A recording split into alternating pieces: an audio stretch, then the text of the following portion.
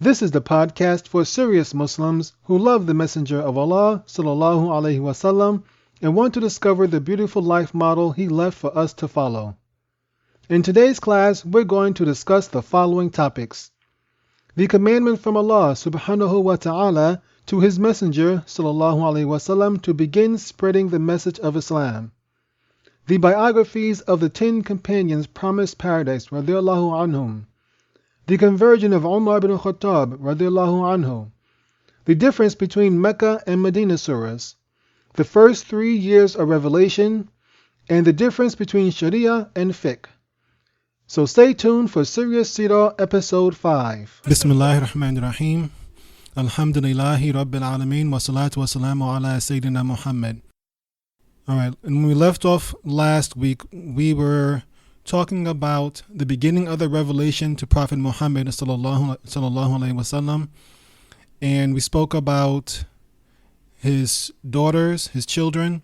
We spoke about some of their lives, and then we spoke about some of the fitna surrounding the story of Fatima radiallahu anha, and then we went into the beginning of the revelation to Prophet Muhammad sallallahu alaihi wasallam and how Angel Jibril came to him and brought him the message from Allah, and how Prophet Muhammad sallallahu alaihi wasallam, he then he ran home to his wife Khadija radiallahu anha, and then she took him to her cousin Waraka ibn Nawfal, and he confirmed that what had happened to him was an-Nawus, or Jibril, basically the spirit that brings revelation to the messengers. And he confirmed that he would Waraka confirmed that he would support him if he were to stay alive long enough to see his people drive him out. Okay, so we're going to continue and pick up right from there, inshallah. Getting right into it. All right, so we spoke about how this first revelation was Surah Al-Iqra, and after that the revelation ceased for a while. It didn't come for some time. But some scholars say it may have been a couple of days, like 3 days. Some say 3 weeks. Some say 3 months. I think 3 months is probably a little bit too long. Most likely it's probably 3 weeks is probably the most likely option that happened. So for a couple of weeks, Jibril alayhi salam did not come back to him with a message. During this period that there's no revelation coming, Prophet Muhammad sallallahu alaihi wasallam, he began to think that maybe he was going mad, or maybe he was a fortune teller. And these are two types of people that he didn't like very much. People who basically told fortune, or soothsayers and stuff like that. And while we're on this topic, just really quick about soothsayers and fortune telling. I meant to say this in the basic Islam class I teach on Saturdays, but I'll probably get to that inshallah. That fortune telling is not permissible in Islam, and we have to be careful of it, whether it is going to a gypsy looking in the crystal ball, or referring to your horoscope in the newspaper, or now it's online probably now, going online, look at your horoscope online, or believing the Chinese zodiac, or any of that stuff. All that stuff is equivalent to going to a fortune teller. And there's authentic hadith, and I'm not quoting word for word, but I know I'm pretty close there, that whoever goes to a fortune teller, their prayer is not accepted for 40 days. Now, even though if you do go to a fortune teller or read a horoscope or anything, and your prayer is not accepted for 40 days, you're still obligated to carry out the function of the prayer, because if you don't carry the function of the prayer, then you receive sin for not praying, just that your prayer, is not accepted. So given that I don't think anyone wants to have their prayer not accepted for 40 days, it would behoove us to avoid these things, fortune telling, horoscope, zodiac, and all that kind of stuff. Just a little offside, and I just want to make sure I throw that in, inshallah. All right, now going on. Now,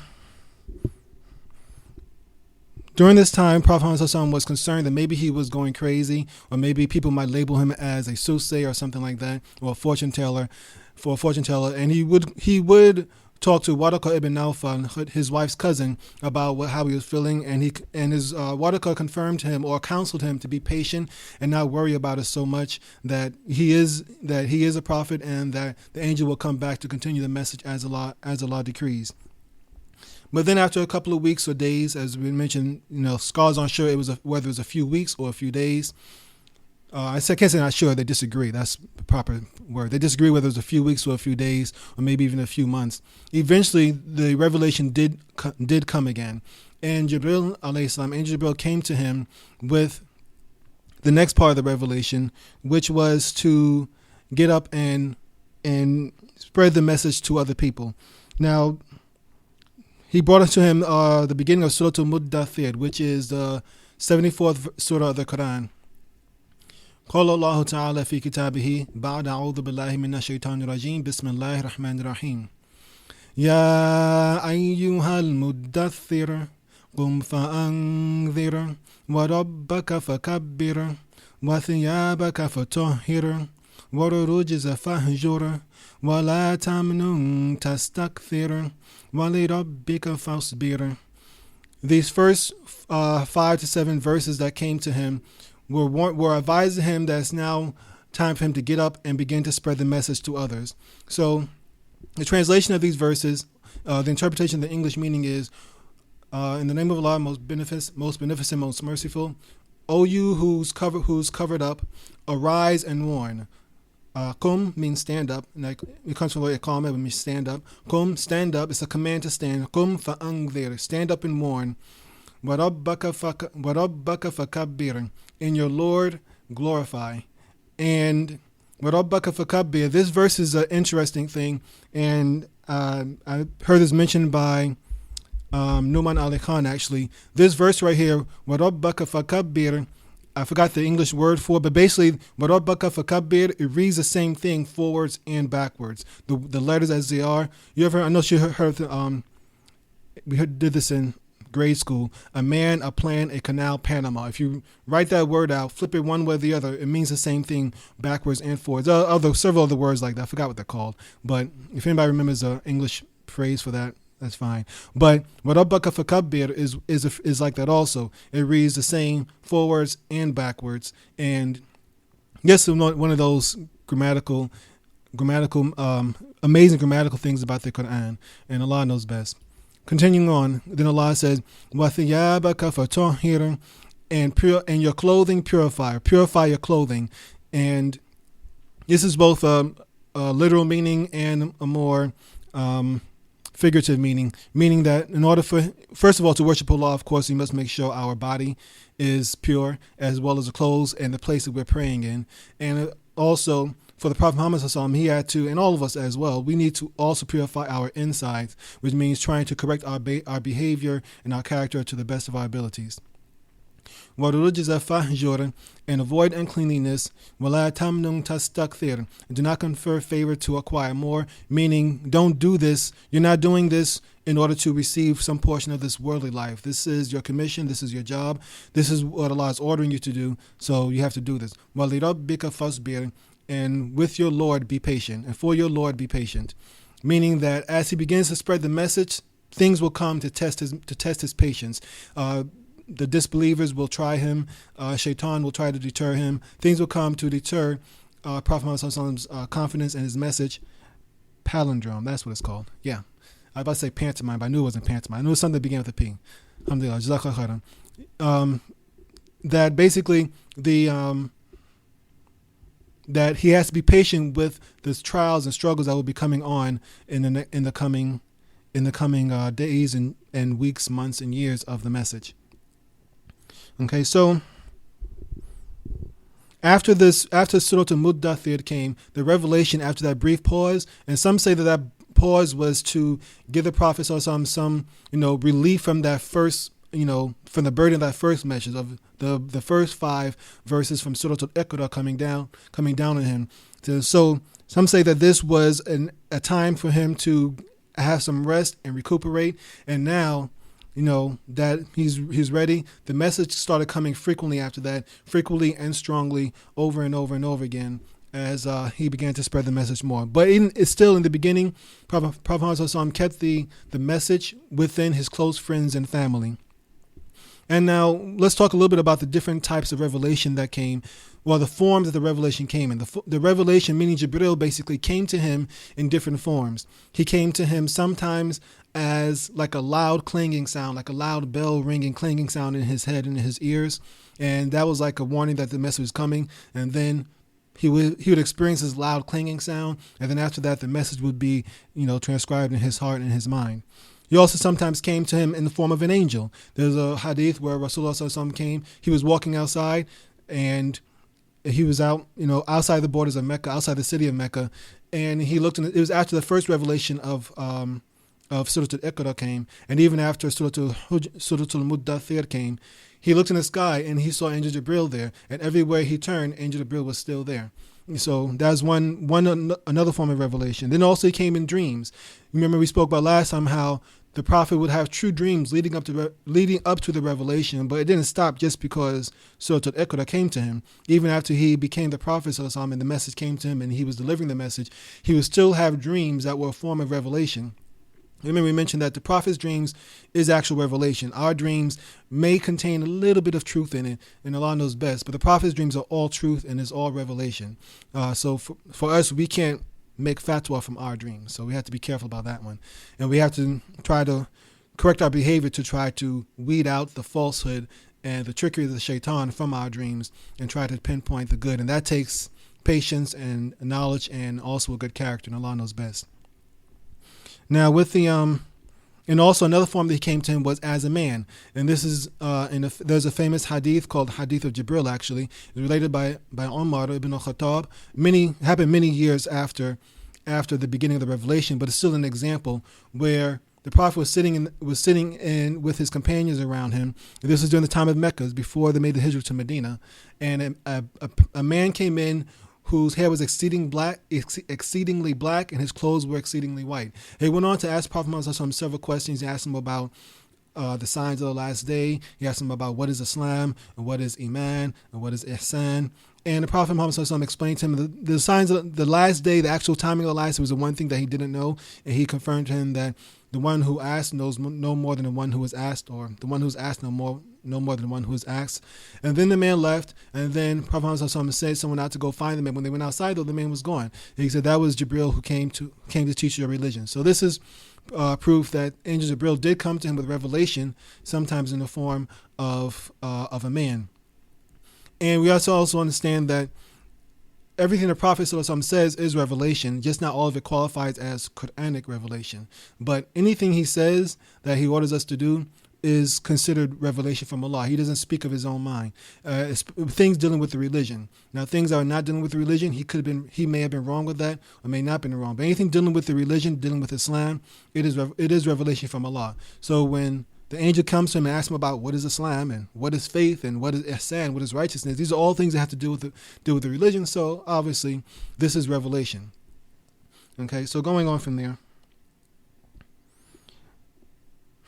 Now, when Muddathir came, the Surah Al-Muddathir advising him, or actually ordering Prophet Muhammad to get up and begin to warn people, or to advise people of Islam. The word is warn. But he began to tell people about Islam, but he kept it close within his immediate family members and his close friends.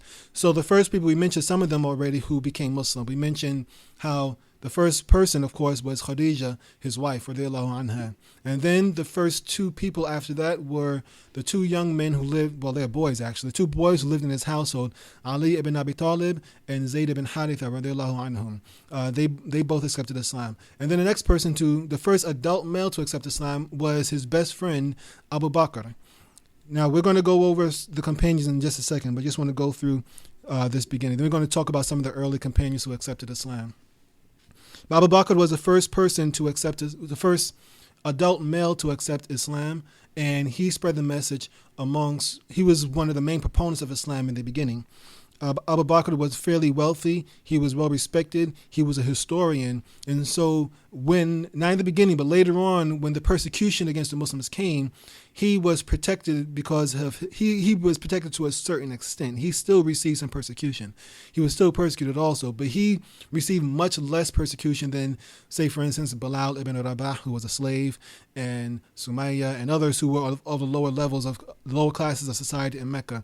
They received horrible persecution. but he was protected from a lot of it because of his status and his wealth and his knowledge in Mecca.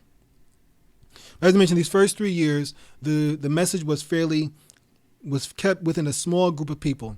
And so actually in the first 3 years, only about 40 people, according to most scholars, actually accepted Islam. So it wasn't a big rush. And so 3 years of 40 people, you're talking about somewhere a little bit over 10 people per year accepting Islam, if you want to average it out. And Allah knows best how they actually came. But these first 4 people, one of the main proponents, as we mentioned, was Abu Bakr. Abu Bakr was a member of the merchant class of Mecca. He was a wealthy merchant. I feel he's a very wealthy merchant, and he spread the message to other people, other merchants around, other merchants who he worked with and whom he knew. And many of these people who he spread the message to, we know the names. They're famous Sahabas, famous companions who will later on become, symbolic and very important figures in the spread of the message of Islam.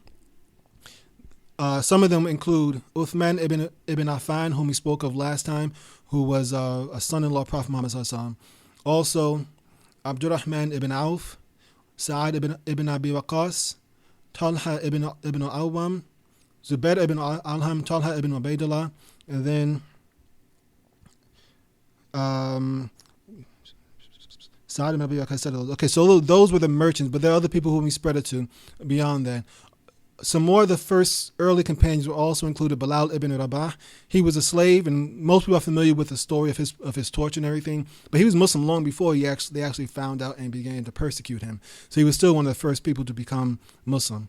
Also, Ubaidullah ibn Jarrah, as well as Sa'id ibn Zayd, as well as his wife Fatima ibn Khattab, who was a sister of Umar ibn Khattab. But at this time, Umar was not Muslim as yet. And there are others. But I'm going to go through the stories of some of the more famous ones right now.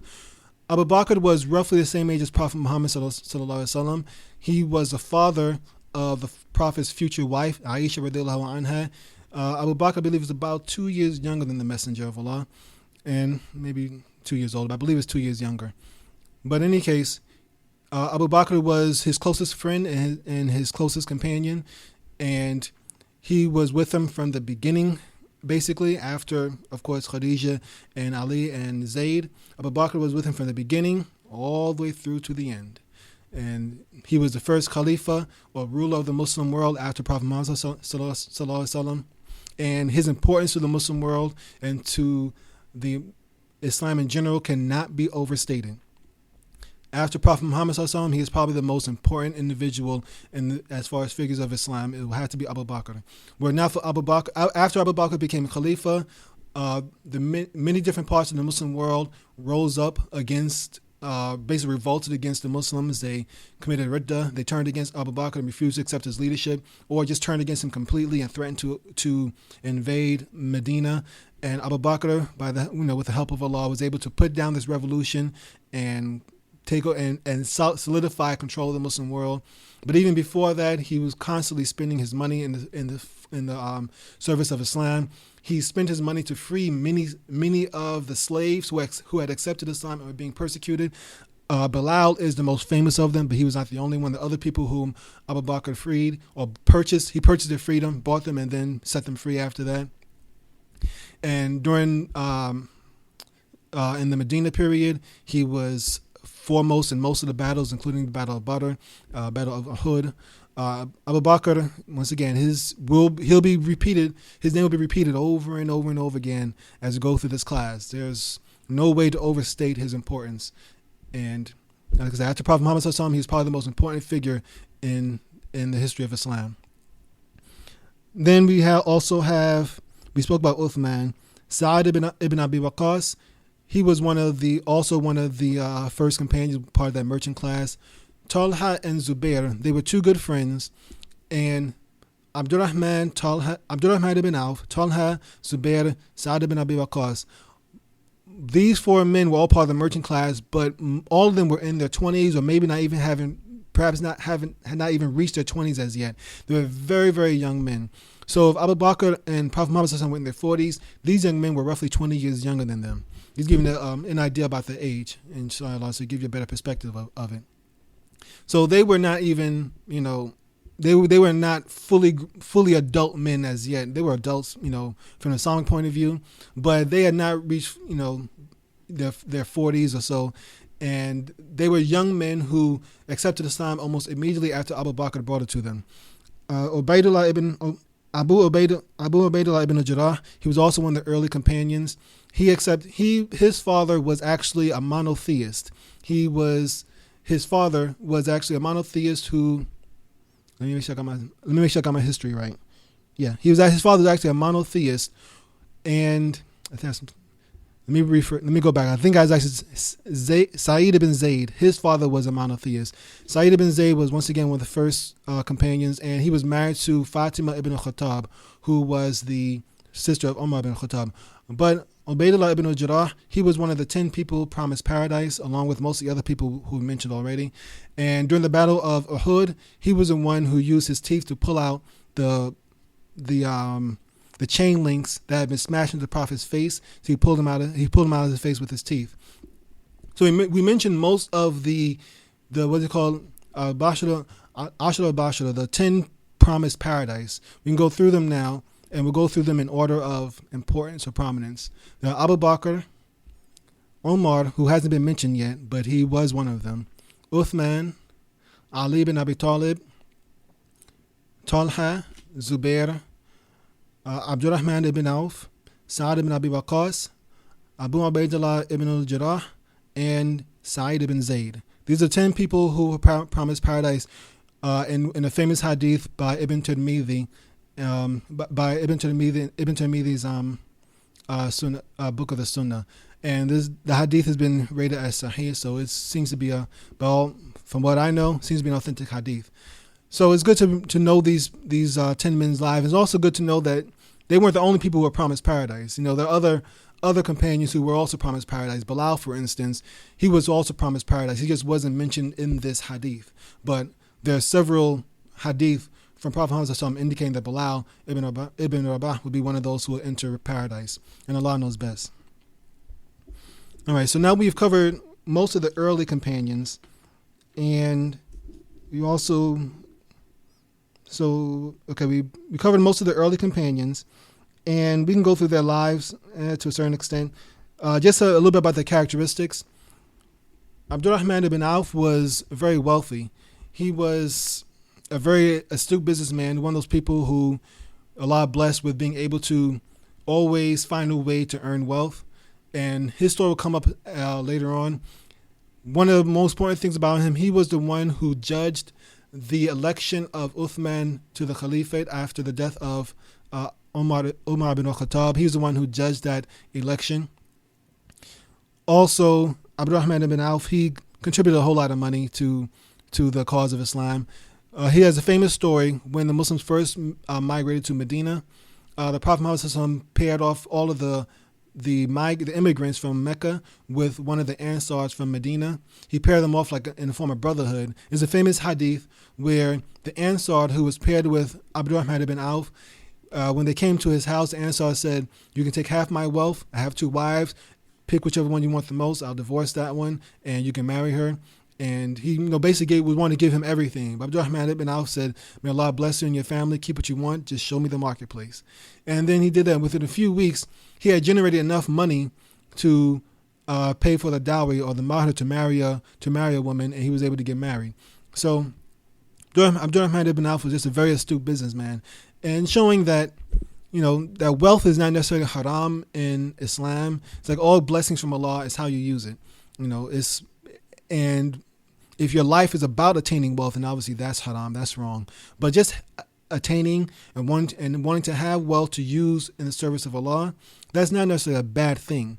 People mess up, however, when they make the attainment of wealth or attaining wealth their one and only priority. When they make wealth their God, make wealth their deity, and they're worshiping wealth to the point where they're happy if they have it and they're sad if they don't have it, and everything in their life revolves around earning wealth. That's when wealth becomes a problem. But trying to have wealth in and of itself is not haram, but we should be careful about how we use it. All of us are not going to be like Abdurrahman ibn Auf.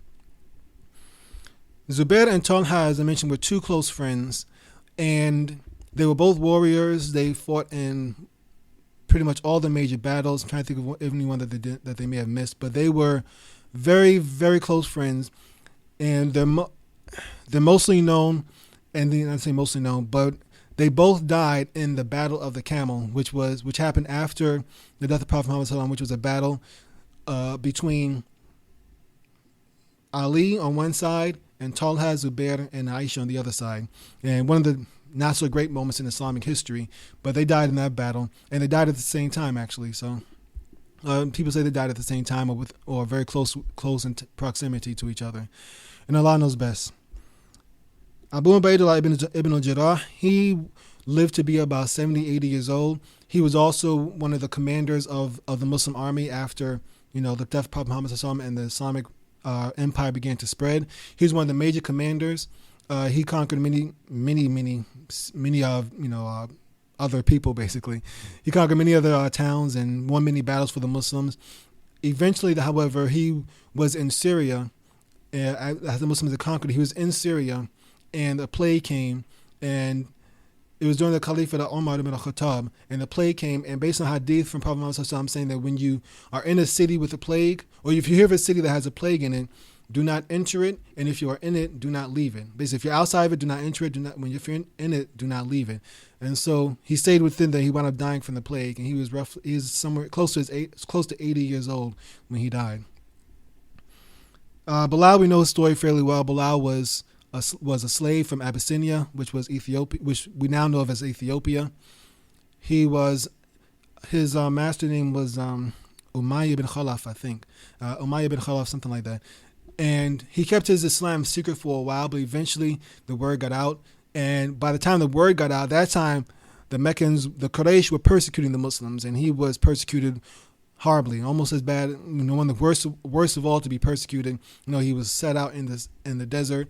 Huge stones were put on top of him in the middle of the desert. He was whipped, but he refused to denounce Islam, refused to leave Islam, even though he, from a point of view and to save his life or to save himself from being persecuted, he had the ability to say it, but believe what he wanted in his heart, just to stop the persecution. He could have done that, but his faith would not allow him to do that. He continued to endure the persecution. We'll talk about more about that in the next couple of classes once we get into the whole persecution of the Muslims. Eventually, Abu Bakr purchased him and then freed him, and Bilal wound up killing his master in the Battle of Bakr, I believe. Battle of Bakr. He wound up killing his former master in the Battle of Bakr, and Bilal went on to live a fairly long life. And he was we all know he's a prophet's muadhin. He was the one who called the adhan for Prophet Muhammad ﷺ, and after the Prophet died, he refused to call the adhan for anyone else until I think Omar asked him to call it. And just for once he called it, and when everyone heard the adhan being called by Bilal, people came out the houses crying because it reminded them of the good old days when they were in Medina with Prophet Muhammad ﷺ. And he was, like I said, he was one of the closest companions and was actually one of those promised paradise, but not in that specific hadith that we mentioned. Sa'id ibn Zayd, his father was a monotheist. He was what we call one of they call Hanif. He just didn't worship idols.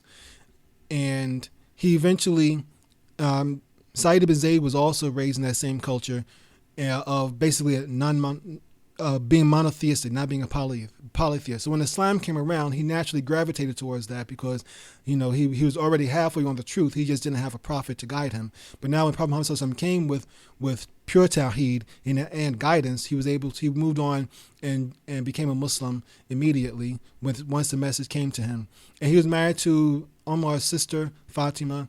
And, there's a famous story, and there's a dispute about whether it's true or not. But later on, Umar ibn al-Khattab, he was on his way to kill the Prophet ﷺ, and then someone came to him and said, "And why kill the Prophet when you have your own problems in your own family? Sa'id ibn Zayd and your sister Fatima, they're Muslims themselves." And so he went to go, take care of business with his sister and his brother-in-law first. Umar got there, caught them reciting Quran, started beating on them, and eventually his sister said, made him feel ashamed for what he was doing, and showed him some Quran, and he converted from there. And Allah knows best if that story is true. I've heard alternate theories that story may not be true, and Allah knows best. It is a nice story, though, so I like to repeat it anyway. But Allah knows best if it is actually true. All right, so that's just pretty much the story of most of the early companions. Not most of them, the prominent early companions. There are many more, and I couldn't study all the histories in time for this class, so I just got a few of them that I knew offhand. Now, for these first few companions, the Quran continued to come down. And for these first few companions, their focus was not on the laws or the Sharia of Islam per se. They were not talking about chopping off hands for thieves and waging jihad and whipping the fornicator and stoning the adulterer. All that stuff wasn't revealed until the Muslims made the Muhajirun made the migration to Medina. That's when all those things came down. During this time, the surahs that were revealed mostly during this time were surahs that focused more on faith. And that's why we have in the Quran Meccan surahs and Medina surahs. And it's really probably more correct to say Meccan verses and Medina verses, because you have some surahs that contain both of them, both Medina and Meccan verses. For instance, Surah Bakr is classified as a Medina surah, but there are some verses in there that were revealed in Mecca. So, and Allah knows best. Another one is Surah Al-Muzammil. Surah Al-Muzammil is one of the first 2 or 3 surahs to be revealed. So, first 3 or 4 surahs to be revealed. So obviously it was a Meccan surah. But at the end of Surah Al-Muzammil, there's a part when Allah discusses how the people who fight in jihad are excused from spending so much time in Qiyamul Layl, in the nightly prayer. So if there was no jihad in the time of Mecca, how can this surah contain this? Obviously, that verse, which is a very long verse, by the way, was revealed in Medina, but the rest of the surah was revealed in Mecca. And we need to know. It's good to know about the difference between the Meccan surahs and the Medina surahs. So Meccan verses and Medina verses. So you can understand the beauty of the Quran, how everything kind of locks in tight together, how we can. Sometimes when you give dawah, you may have to deal with people on a level of the Meccan surahs, and sometimes you have to deal with them on the level of the Medina surahs. It depends on the person you're dealing with, and why it takes a little bit of wisdom to know how you're going to give the dawah. Some people, introduce them to Islam. You talk about the Tawheed Tawheed and the punishment on the next life and the reward of the next life, and the stories of the prophets, the story of all the prophets, alayhim assalam. Those are the same things that you need for some people to bring them closer to Islam. And those are all the qualities of the Meccan surahs. And for some people, they need discipline in their lives. They want to know that there's justice for people who do wrong. They want to know that people or nations or anyone who commits evil, how do we deal with them in certain situations? How do you deal with people who steal from you, people who cheat you, people who rob you, people who lie to you and stuff like that? How do you deal with building a community, whether you're in a Muslim nation or a non-Muslim nation? How do you deal with people who are hypocrites, people who may be friendly towards Muslims but are not Muslim themselves, people who are not Muslim and are hostile to Muslims? How do you deal with all these different things? For this, you probably will need more of the Medina verses to talk to them about that, because a lot of these things were dealt in the time when the Muslims were in Medina. And you can look at some of the verses of the Quran and usually can tell by the content and the structure of the verse whether a surah is a Medina or Mecca surah or verse. For instance, Surah Rahman. Now there's disagreement about whether that was Mecca or Medina. Surah Al-Waqiyah. Surah Al-Waqiyah is what I would consider a classical Meccan surah. It talks about, the end of time when Allah destroys everything and when we all be raised up back to Allah. It talks about the reward in the next life. It talks about the punishment. It talks about the good things Allah has given us in this life. It talks about the reward and the punishment on the next life. The verses are very, very small. They're very short verses. It has a very quickly paced rhythm, and most of the verses kind of rhyme in a way. There's it goes. The Quran is a literal miracle, so it flows between different styles, but the verses of Surah Al-Waqiyah is, in my opinion, a classical Meccan surah, and we'll go over it. We'll just discuss some of the verses right now, inshallah, without getting too much in detail. أعوذ بالله من الشيطان الرجيم بسم الله الرحمن الرحيم إذا وقعت الواقعة ليس لوقعتها كاذبة خافضة رافعة إذا رجت الأرض رجا وبست الجبال بسا فكانت هباء منبثا وكنتم أزواجا ثلاثة فأصحاب الميمنة ما أصحاب الميمنة وأصحاب المشأمة ما أصحاب المشأمة والسابقون السابقون. And in these first 10 verses of Surah Al-Waqiyah, you see the verses are very short. The first verse has only 3 words. 3 words. إِذَا وَقَعَتِ الْوَاقِعَةُ 3 words. لَيْسَ لِوَقَعَتِهَا كَاذِبَةٌ خَافِضَةٌ رَافِعَةٌ. So the verses are very short and they're all rhyming, and there's no talk of fiqh or sharia or punishment, hudud, or anything like that in these verses. Allah is saying when the big happening happens, إِذَا وَقَعَتِ الْوَاقِعَةُ, when, I know that's bad translation, I guess, but when the big happening, when the great event happens, that may be a better. لَيْسَ لِوَقَعَتِهَا كَاذِبَةٌ. There is nothing that can deny this great happening. خَافِضَةٌ رَافِعَةٌ, bringing some low and bringing some high. إِذَا رُجَّتِ الْأَرْضُ رَجًّا, when the earth is shaking with a violent shaking. And obviously Allah is talking about in these verses the end of time, Yawm al-Qiyamah, when everything will end and Allah will bring us all back. وَبُسَّتِ الْجِبَالُ بَسًّا, and the mountains are broken down and crumbling. فَكَانَتْ هَبَاءً مُنبَثًّا, and become like scattered dust. And then Allah goes on to talk about the people of the right. وَكُنْتُمْ أَزْوَاجًا ثَلَاثًا, and you're all made into groups, you're all put into 3 different groups. And then he mentions Ashabul Maymana, the companions of the right hand, Ashabul Mash'ama, Wasabiqun Asabiqun. And just quickly to explain that very, very quickly, we'll move on with the Sirah. Ashabul Maymana, the people of the right hand, are your typical good people, inshallah, who will make into paradise. The average good person, good believer who makes into paradise. Ashabul Mash'ama will be those who don't make into paradise, those who go in the other direction, who will go to Jahannam. May Allah protect us all from that. Ameen. And then the final Sabiqun as-Sabiqun are those who are foremost in faith, those who are ahead of even Ashabul Maymana. They have a level even above the people of the right hand. And so we're not going to go too much into tafsir of that surah, but just giving you an example of it. And also those 3 classes are mentioned in other parts of the Quran, including Surah Ar-Rahman. But that is a typical Meccan surah. A typical Medina surah would be something like Surah Al-Talaq, which is the Surah of Divorce. This surah is about 2 pages long in the standard Saudi Mus'haf, but the verses are very, very long. And of course, it's called Chapter of Divorce. It contains a lot of rules concerning divorce and how Muslims have to handle divorce between spouses and everything like that. We just discussed we're going to do just 2 verses because they are very long verses. Bismillahir Rahmanir Rahim. Ya ayyuhan nabiyyu idha talaqtumun nisaa fatalliquhunna li'iddatihinna wa ahsul iddah. واتقوا الله ربكم لا تخرجوهن من بيوتهن ولا يخرجن إلا أن يأتين بفاحشة مبينة وتلك حدود الله ومن يتعد حدود الله فقد ظلم نفسه لا تدري لعل الله يحدث بعد ذلك أمرا. All that was just 1 verse.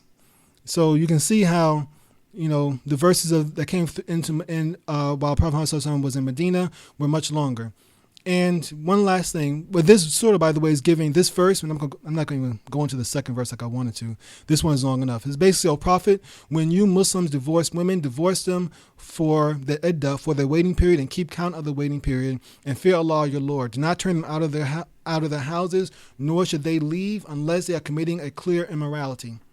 As they've committed some clear form of immorality, basically meaning zina, then they probably should leave their husband's houses. And those are the limits set by Allah. Whoever transgresses the limits of Allah has certainly wronged himself. Not perhaps Allah will bring about that a different matter. And there's more beyond that. So Allah gives the rules of divorce, some of the rules of divorce in this verse. They're also mentioned in Surah An-Nisa, and I believe in Surah Bakr also. But Just give you an idea of a Meccan verse. That one verse, which is pretty long, was longer than all the 10 verses we mentioned from Surah Al-Waqi'ah. So this is a classical, typical Medina verse. Just, help you understand a little bit better, inshallah. I mentioned during this early period, this first 3 years that the message was going out, the Quran that came down to the Prophet Muhammad ﷺ were mostly about verses that dealt with faith, with the next life, with the reward and punishment of the next life, and worship, and really solidifying their tawheed, the concept of Islamic monotheism with the Muslims. And that's because these people, and the scholars have, and this is most certainly the truth, the reason why these verses dealt with these things was because these first 40 individuals, and actually all the Muslims, all the Muhajirun, even though some of them came after this first 40, but these first 40 were some of them, except for a few exceptions like Umar, who was not one of the first 40. But with the exception of that, I take that back. There's disagreement whether Umar was the first 40 or not, but he didn't become Muslim the first 3 years. But I'll get into that later with Umar. Umar is definitely a dynamic character and one that deserves a little bit more discussion because his life was a truly dynamic one, a truly interesting one, and there's a reason why his name is probably one of the most popular Muslim names after Muhammad ﷺ. Umar is probably the most popular Muslim name. Yeah, maybe Ali too, but that's a different story. But the reason why these early Muslims needed this and these early verses like this, which were solidifying their tawheed and teaching them about the next life and about the reward and punishment of Allah and the reality of the grave, was because they were going to be the foundation of Islam. They're going to be the foundation of the Muslim world. And truth be told, from these first individuals, pretty much all of our knowledge comes from them. I mean, there are some differences. There's some things that came from the Ansar and some of the later Muhajirun, but the spread of Islam was propelled by these first 40 individuals, and without them, it would have been a very different picture, and Allah knows best. So it's important that their faith and their understanding of Islam, their tawheed and their knowledge of Islam was solidified. And so during this time, the Muslims did pray, but the prayer was not as we have it now. The formal prayer came much later. It was developed even on into Medina, but it came after Al-Isra wal Mi'raj, which is the night journey and the ascension, and that happens many years later from what we're talking about right now. But that's when the prayer became more formalized after that point. But at this point, the Muslims still did pray, but all the prayers were pretty much 2 rakats of prayer. They didn't have 4 for Dhuhr, 4 for Asr, 3 for Maghrib, and all that. Everything was pretty much 2 rakats of prayer at this point in time, in these first 3 years of Islam. So they did pray, but all the rules had not been set down, and Allah knows best how they fully prayed. I don't know if they said Tashahhud or not. Surah Al-Fatiha, I don't even think had been revealed as yet. So a lot of these things, a lot of things we have now, as prayer now, weren't available at that time.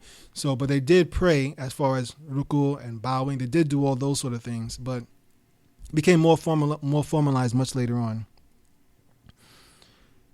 Now, also during this time, the first 3 years were also done in secret.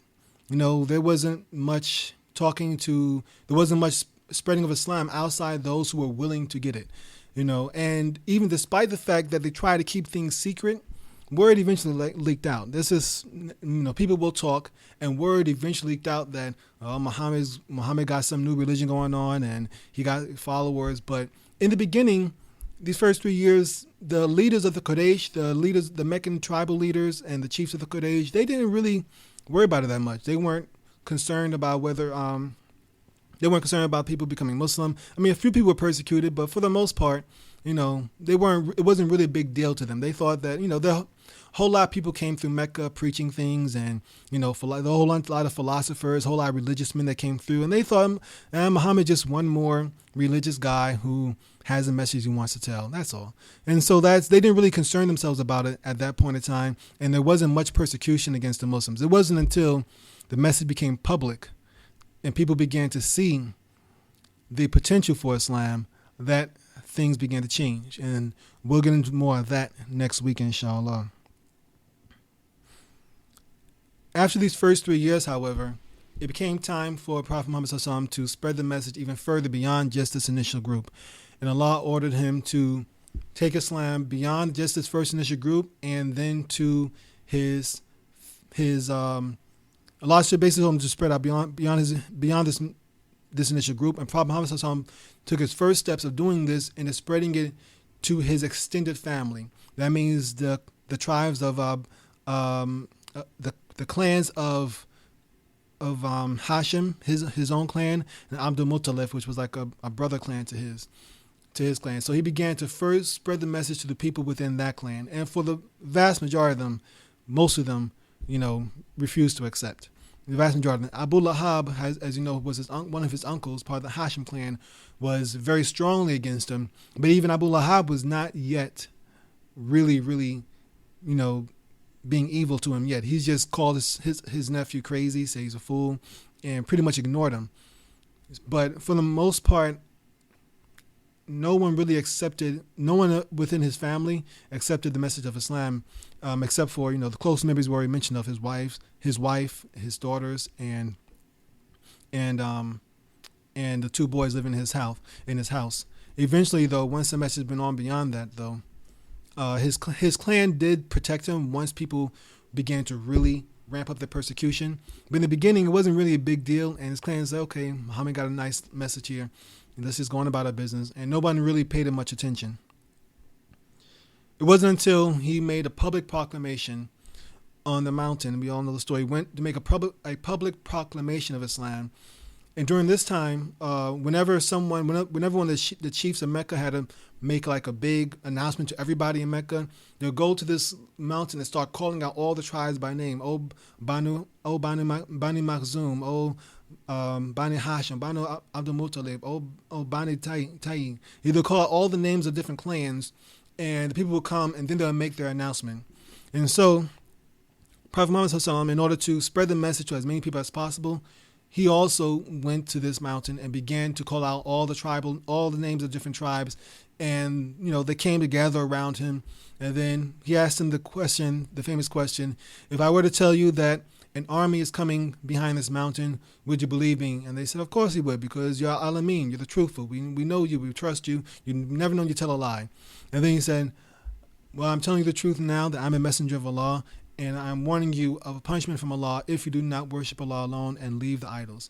And people were just like, okay, just stunned. Like, nobody really said anything. They didn't know what to say exactly. Nobody really said anything, except for, of course, Abu Lahab. Abu Lahab was the one who broke the silence, and he said, you called us out here for this?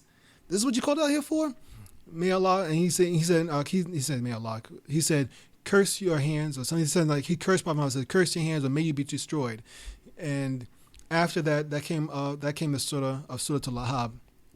Now Allah actually rebutted his curse and threw it back upon him. When Allah says, Ba'da a'udhu billahi minash shaitanir rajim, bismillahir rahmanir rahim. Tabbat yada abi lahabin wa tabba. ما أغنى عنه ماله وما كسب سيصلى نارا ذات لهب وامرأته حمالة الحطب في جيدها حبل من مسد. Allah says the first verse, Tabbat yada abi lahabin wa tab.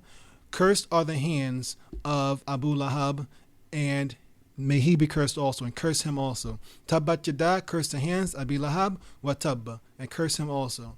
And so Allah basically cursed Abu Lahab after that first initial, when he first cursed his nephew when he gave him the message. And that was the beginning of the onset of the persecution against the Muslims. And we'll get more into that next week, inshallah. Now we're coming towards the end of the class, and I'm going to leave a few minutes open for questions. Before going into the questions, however, I just want to, I just give you a little concern about seeking knowledge. And how do I preface this? You're going to come across many people who seem to know it all, or seem to have, solid understanding about Islam. So you got to do it like this and you got to do it like that. And, Allah knows best how much they really know. Even with me, I wouldn't suggest you take everything I say with, without verifying it. If I say something that you're not sure of or that doesn't make sense to you, by all means, correct me. If you know that I'm wrong, correct me by all means, and bring, search other proof, ask other people who know more than me. And I consider myself a student of knowledge. I am trying to, may Allah, keep me sincere in this and continue on this path, trying to always extend and expand my knowledge of Islam.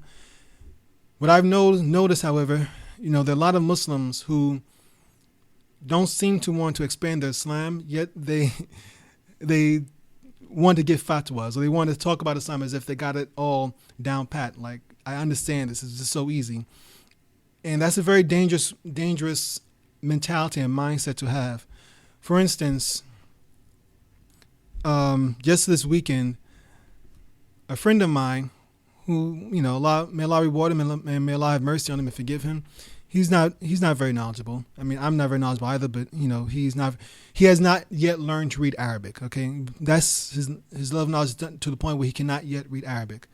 Yet he had read a hadith, and it is an authentic hadith, stating that, and this goes back to this, I don't know if I think it was in the basic Islam class, where someone had quoted a hadith to his sister in English and had her thinking that her prayers were invalid.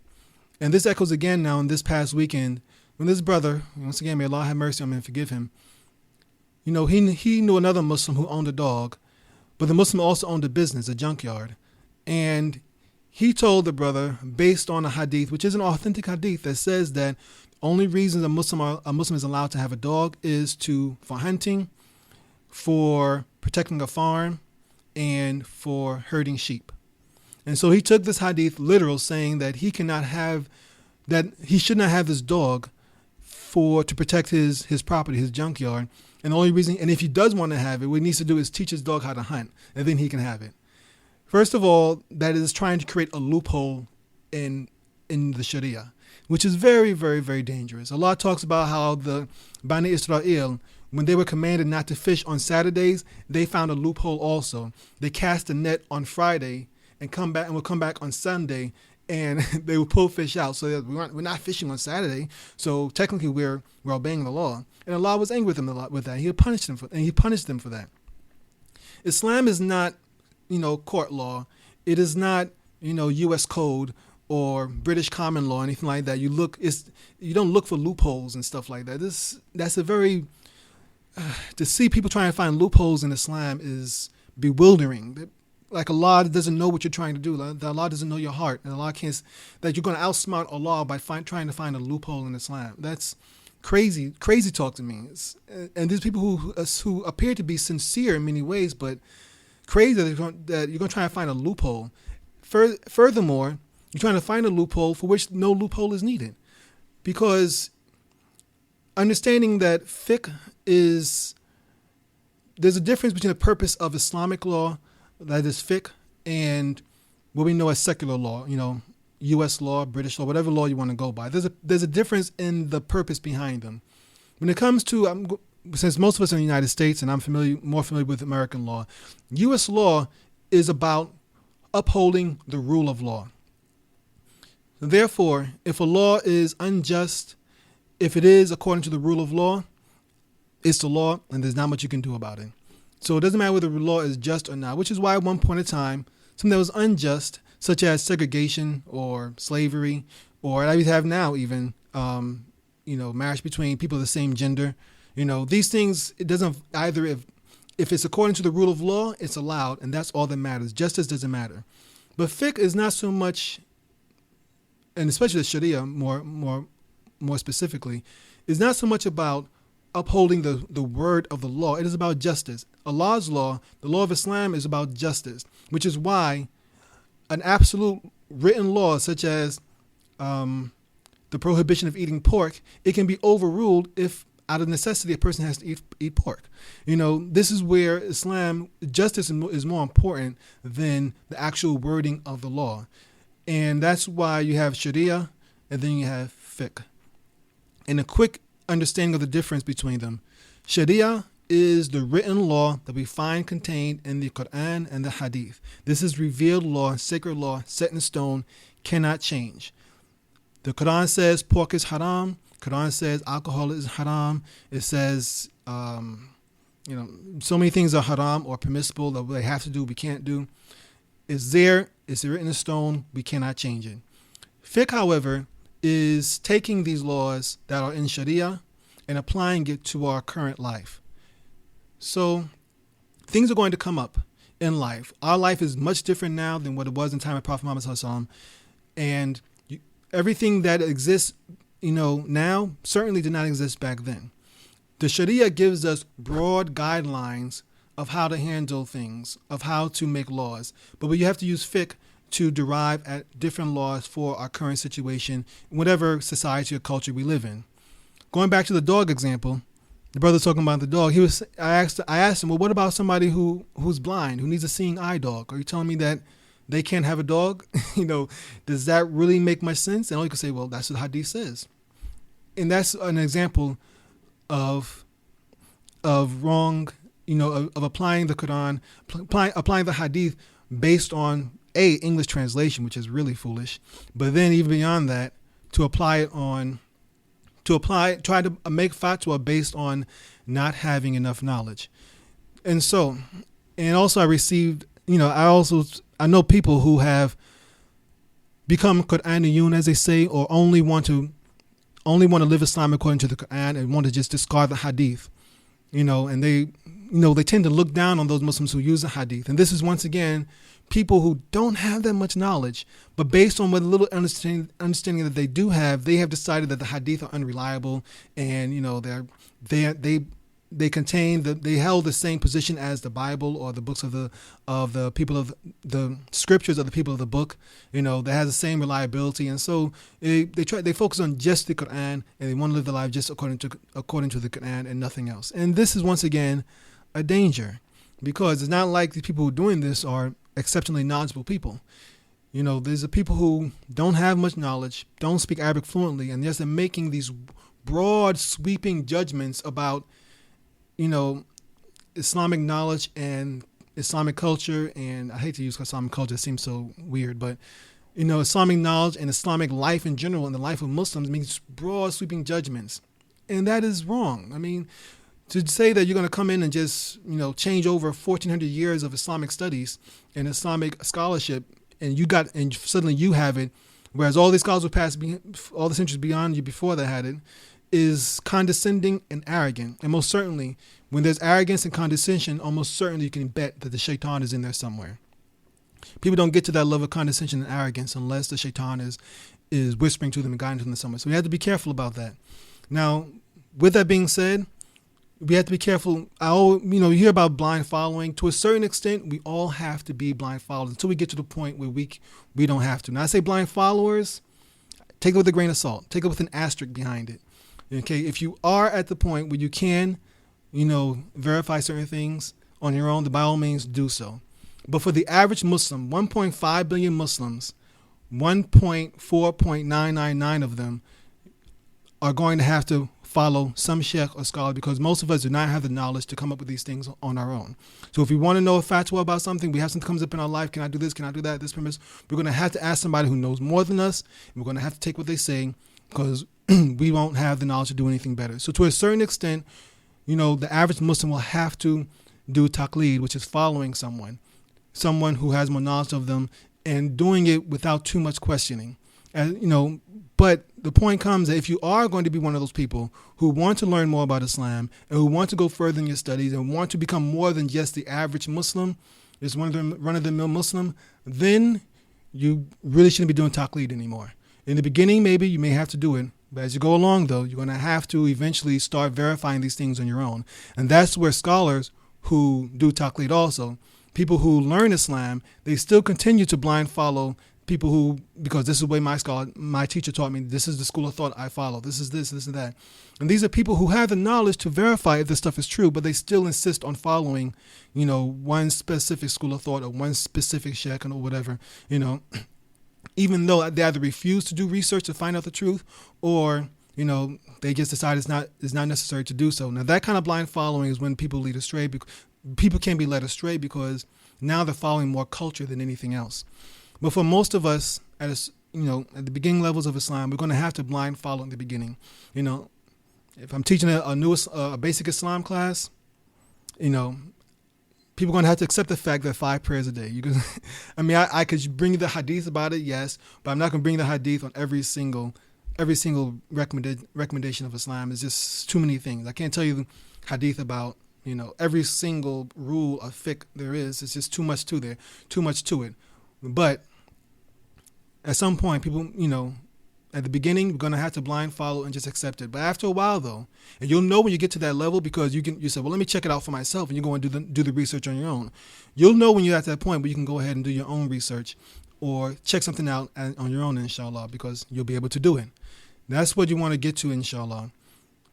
Just wanting everyone to be careful about this, because people are being led astray and people are being taught the wrong thing about Islam, because, people who have little knowledge are assuming that this, that they got this thing under control.